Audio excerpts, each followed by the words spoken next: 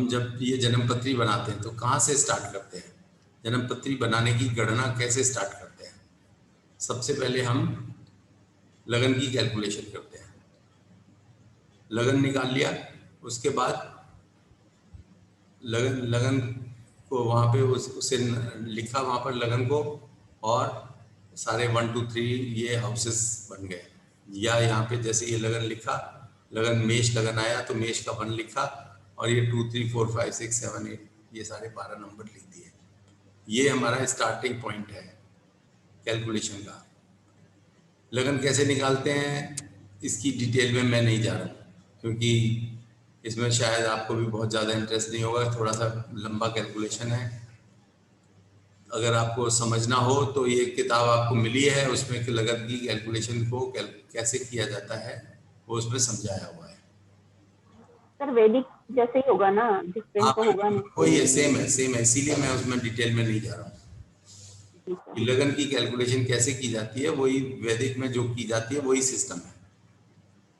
और ग्रह स्पष्ट कैसे किए जाते हैं वो भी आपको मालूम होगा कि हम एफएमरी से या पंचांग से जो है रोज के जी सर। उसमें दिए होते हैं, सुबह 5:30 बजे के दिए हुए ग्रह स्पष्ट, उधर से वहां से हमने उठाया और उनसे हमने उस समय के लिए इंटरपोलेट कर लेते हैं वैल्यूज को, जब जिस समय का बर्थ है, ठीक है, और हम उस समय की गणना कर लेते हैं और वहां पर फिर वो सारे प्लैनेट्स लिख देते हैं। तो पहले तो हमने लगन लिखा और उसके बाद हम ये लगन लिखने के बाद फिर सारे ग्रह स्पष्ट करते हैं कि 8 तारीख को ये पोजीशन थी, 15 तारीख को ये पोजीशन थी, तो एक दिन में कितना चला ग्रह, और उसको उतने जिस समय का निकालना है 5:30 PM का निकालना है तो उसका आधा और कर दिया, तो उसका आधा और चलेगा, तो वो उसमें हमने जोड़ दिया।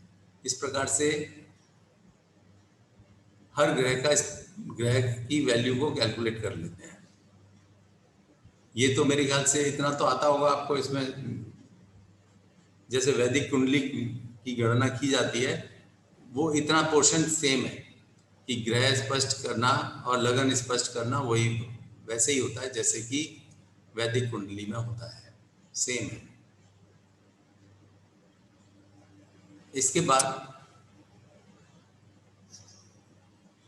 ये हमने लगन कुंडली बन गई इसकी, कि जो जो जो ये लगन आ गया और जहाँ जहाँ ग्रह कैलकुलेशन हुए वहाँ पर कैलकुलेशन करके हमने ग्रह लिख दिए, ये लगन कुंडली बन गई।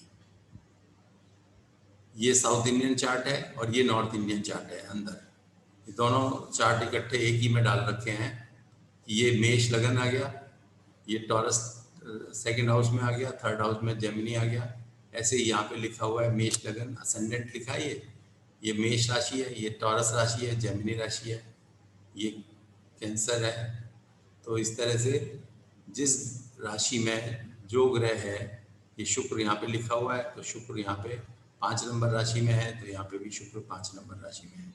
ये सूर्य 5 नंबर में है तो यहाँ पे भी 5 नंबर में है। ये इस प्रकार से सारे, ये साउथ इंडियन चार्ट है और ये नॉर्थ इंडियन चार्ट है। तो ये दोनों बिल्कुल सेम होते हैं। इसमें एक चीज और हम कैलकुलेट कर लेते हैं कई बार, फॉर्चूना। फॉर्चूना क्या होता है, उसमें हम लग्न में, लग्न की डिग्री में चंद्रमा की डिग्री जोड़ देते हैं और उसमें से सूर्य की डिग्री घटा देते हैं। लग्न में चंद्रमा की डिग्री जोड़कर सूर्य की डिग्री घटा देंगे तो वो जो डिग्री आएगी वो फॉर्चूना की डिग्री कहलाएगी। That's all. फॉर्चूना जो है ना, जैसे गुरु होता है ना, एक अच्छा ग्रह है, शुभ ग्रह है, जहाँ पे बैठेगा वहाँ पे कुछ उसको प्रोटेक्ट करेगा उस घर को। ऐसे ही फॉर्चूना होता है, जहाँ पर फॉर्चूना आ जाएगा वहाँ पर उस घर को प्रोटेक्ट कर लेगा। तो गुरु की तरह से काम करता है फॉर्चूना। ये तो है हमारी फंडामेंटल कैलकुलेशन हॉरोस्कोप की। अब इसके आगे पहले आप देख लीजिए कि केपी कुंडली होती कैसी है। ये एक केपी कुंडली बनी हुई है, केपी कुंडली बनी हुई है। इसमें देखिए, ये जैसे 12:09:35 21:08 थर्सडे, गुना प्लेस, ये लॉन्गिट्यूड लैटिट्यूड हो गया, जोन हो गया, टाइम करेक्शन हो गया। KPNH और फॉर्च्यूना लिखा हुआ है और सीट नंबर 0 लिखा हुआ है। ये इस चीज को जरा सा ध्यान दीजिए कि सर KPNH फॉर्च्यूनर कहाँ लिखा है? है जी, फॉर्च्यूनर कहाँ लिखा है सर? फॉर्च्यूना ये लिखा, फॉर्च्यूना। फॉर्च्यूनर मीन्स सहम। फॉर्च्यूना माने एक जैसे गुरु ग्रह एक ग्रह है, ऐसे ही फॉर्च्यूना मानो एक स्यूडो प्लैनेट है। इसकी कैलकुलेशन की जाती है, लगन में चंद्रमा जोड़कर और सूर्य को घटा दें तो फॉर्च्यूना आ जाता है। ओके। और ये गुरु की तरह से काम करता है उस जहाँ पे सर इसमें बैठा है। फॉर्च्यूनर फॉर्चूनर लिब्रा लिब्रा लिखा है, तो लिब्रा मतलब राशि में, लीब्रा तुला राशि में, तुला राशि में है, दैट इज जुपिटर। जुपिटर नहीं, फॉर्च्यूना। जुपिटर एक अलग चीज है, जुपिटर तो अपना प्लेनेट है ही है, हाँ जी। लेकिन फॉर्च्यूना एक और हम कैलकुलेशन करते हैं जो कि बताती है कि ये अच्छा ग्रह है, अच्छा एक पॉइंट है, जहाँ पे बैठेगा वहां पे कुछ शुभ करेगा। यस, तो इसमें लिब्रा है सर, फॉर्चूना, तो लिब्रा राशि में कोई ग्रह होगा वो फॉर्चूना होगा, या हाँ लिब्रा हाँ, राशि इज फॉर्चूना? लिब्रा में एक फॉर्च्यूना एक ग्रह डाल देंगे, ग्रह लिख सकते हैं। एक जैसे 9 ग्रह की बजाय 10 ग्रह हो गए हमारे, 9 तो हो ही गए, sun moon Mars Mercury up to Ketu, और एक साथ प्लस फॉर्च्यूना। जैसे राहु केतु जो है नोड्स है ना, कोई प्लैनेट्स तो है नहीं, दिखाई तो देते नहीं, हाँ जी। ऐसे ही फॉर्च्यूना भी जो है एक पॉइंट है जो कि दिखाई नहीं देता, जो कि स्यूडो प्लैनेट कहलाता है। सर उसकी फंक्शनिंग क्या होती है फॉर्च्यूनर की? फंक्शनिंग बस इतनी ही है कि ये जहाँ पर बैठता है वहां पर उस घर का शुभ करता है। तो जैसे जैसे यहाँ पर 7th हाउस में है, तो ये मतलब कि उस हाउस को प्रोटेक्ट करेगा? हाँ, उसको प्रोग्रेस देगा, तो उसमें मतलब कि शादी अच्छी होगी, मैरिड लाइफ अच्छी होगी। अच्छा अच्छा, मतलब उस हाउस को हाईलाइट कर दिया इसमें। हाँ हाँ, 7th हाउस को हाईलाइट कर दिया इसने। ठीक है, अब इसमें एक तो है अयनांश। अयनांश आपको जानते हैं क्या? अयनांश क्या होता है? अयनांश जो है, प्लैनेट्स जो अर्थ है वो 3 तरह की उसकी प्लैनेटरी मूवमेंट होती है, उस 3 तरह की मूवमेंट होती है। एक तो अर्थ सूर्य के चारों तरफ चक्कर लगाती है, रिवॉल्यूशन कहते हैं उसे। एक अपने धुरी पे चक्कर लगाती है, उसे रोटेशन कहते हैं, रोटेट करती है 24 घंटे में एक बार, 365 दिन में वो एक रिवॉल्व करती है। एक न्यूटेशन और होता है, एक तीसरी, उसे कहते हैं मंडराना। जैसे लट्टू होता है ना, लट्टू जब चलता है तो पहले तो एक तो यूं यूं चलता है, ऐसे ऐसे भी घूमता है, फिर एक अपनी धुरी पे घूमता है बहुत तेजी से, ठीक है, और फिर वो जब गिरने वाला होता है तब आपने देखा होगा वैसे टेढ़ा टेढ़ा यूं यूं यूं यूं करके टेढ़ा टेढ़ा करके गिर पड़ता है। जो टेढ़ा टेढ़ा करके चलता है ना, मंडराता है, उसे मंडराना कहते हैं। सर जो 30.5 डिग्री पे होता है, हैं? लाइक जो 23.5 उस पे चलता है, घूमता है। हाँ, 23.5 डिग्री पे जो है वो उसका इंक्लाइन होता है ना। इंक्लिनेशन है वो, that is Yes, sir. Different thing. Inclination से कोई लेना देना नहीं है इसका। वो तो 23 Okay. डिग्री ऊपर पृथ्वी जाती है, और 23 डिग्री नहीं, मतलब कि 23 डिग्री वो जो एक्सिस है वो 23 डिग्री झुकी हुई है, अच्छा। वो तो एक्सिस झुकी हुई है 23 डिग्री, तो उससे कोई इसका लेना देना नहीं है। वो एक्सिस झुकी हुई है और सूर्य के चारों तरफ ऐसे घूम रही है एक डायरेक्शन में, लेकिन उसके अलावा भी इसमें अभी तो क्योंकि काफी पृथ्वी स्टेबल है, स्टेबल फॉर्म में घूम रही है, लेकिन जब कभी करोड़ों अरबों सालों बाद जब पृथ्वी अपने एक स्पीड स्लो हो जाएगी पृथ्वी की धीरे धीरे करके, और जब सूर्य के अंदर मर्ज होने वाली होगी, उस समय इसकी स्पीड ऐसे टेढ़ी टेढ़ी सी हो जाएगी काफी, और वो टेढ़ी स्पीड जो है वो थोड़ी सी, वो टेढ़ी स्पीड अभी भी चल रही है, अभी वो चलती है 50 सेकेंड्स पर ईयर, लगभग 50 second per year. 50 seconds of our. ये 26,000 साल में वो एक चक्कर काटती है, एक तरह से यूं समझ लीजिए। जो मंडराने का चक्कर है वो 26,000 साल में होता है एक। और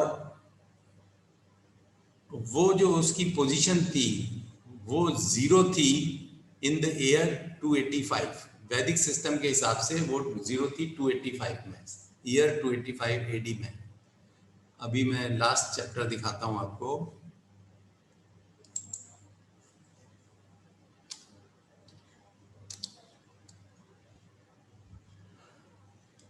देखिए ये अनाज के बारे में दिया हुआ है यहाँ पर। लहरी जो अनाज हम फॉलो करते हैं वो 285 एडी में, 285 एडी में वो 0 था। और कृष्णमूर्ति जो फॉलो करते हैं उसमें 291 एडी में 0 था। ये दोनों का फर्क है। और स्पीड जो है लगभग 50.23 सेकेंड्स है। KP follows Newcomb formula. बाकी और भी बहुत सारे एजम्पशंस हैं, लेकिन न्यूकॉम का ही सबसे बेस्ट माना जाता है। यही मॉडर्न थ्योरी से, मॉडर्न थ्योरी भी इसी को मानती है। 50.23 सेकेंड्स पर ईयर ये इसकी स्पीड है। और धीरे धीरे करके जब से 0 था, जब 285 में, तो आज अभी 24 डिग्री के लगभग आ गया है। 2000 साल में लगभग 24 डिग्री के करीब आ गया है। और इस प्रकार से ये आगे चल रहा है। 72 साल में ये 1 डिग्री आगे चलता है। और इसीलिए आपने देखा होगा कि पहले लोहड़ी जो मनाई जाती थी वो 13 तारीख को मनाई जाती थी। अब लोहड़ी जो मनाई जाती है वो 14 तारीख को मनाई जाती है। पहले संक्रांत जो है वो 13 तारीख को, 13 जनवरी को आती थी। अब संक्रांत जो है 14 जनवरी को और 15 जनवरी को आती है। तो इस यही है वो अनाज जिसकी वजह से दिन का फर्क पड़ गया, एक दिन का फर्क पड़ गया है। और अगले 70-72 साल बाद आप देखेंगे कि वे 14 तारीख की बजाय 15 तारीख हो जाएगी लोहड़ी मनाने का, फिर 15 तारीख से 16 तारीख हो जाएगी। इस तरह से धीरे धीरे डेट्स आगे बढ़ती जाएंगी। और इसी प्रकार से आपके जो बाकी त्योहार भी हैं, जो दिवाली जैसे अभी अक्टूबर नवंबर में आती है, फिर वो नवंबर दिसंबर में आने लगेगी। अभी जैसे होली है मार्च में आती है, तो मार्च की बजाय अप्रैल में आने लगेगी। तो ये जो कारण है, इसका शिफ्टिंग का कारण जो है वो है अनाज। ये बहुत छोटा मूवमेंट होता है, इसीलिए कई बार हमने ध्यान नहीं दिया इसका। और मैं इसको दिखाता हूँ कि कहाँ पर हम इसको देख सकते हैं। ये जन्मपत्री बनी हुई है किसी की। अगर इसके अंदर आप देखते हैं,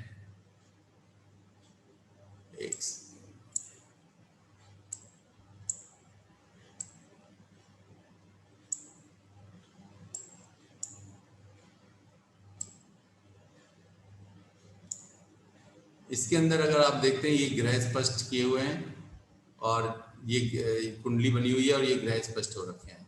और यहाँ पे नीचे लिखा है केपी अनाज 23, 59, 23, 35, 39। ये केपी अनाज की जो वैल्यू है ये 1988 में ये थी। आज की डेट में अगर मैं देखना चाहूँ, आज की डेट ये हमने कर दी। आज की डेट में इसको देखेंगे,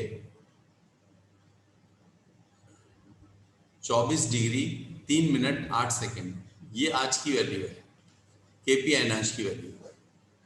और अगर हम केपी की बजाय लहरी की देखना चाहें, 24 डिग्री 9 मिनट 15 सेकेंड। 24 इसका रिटन फॉर्मेट इंग्लिश में ट्रांसलेट कर सकते हैं? हाँ, ओके, होल्ड ऑन।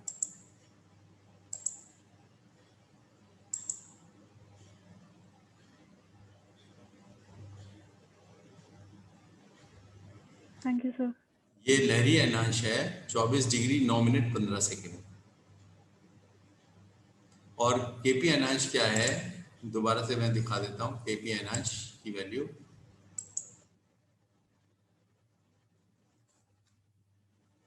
चौबीस नौ तो 15 स्क्रीन में वो डिग्री विजिबल नहीं है बिकॉज वो आपका वो आ रहा है उसमें।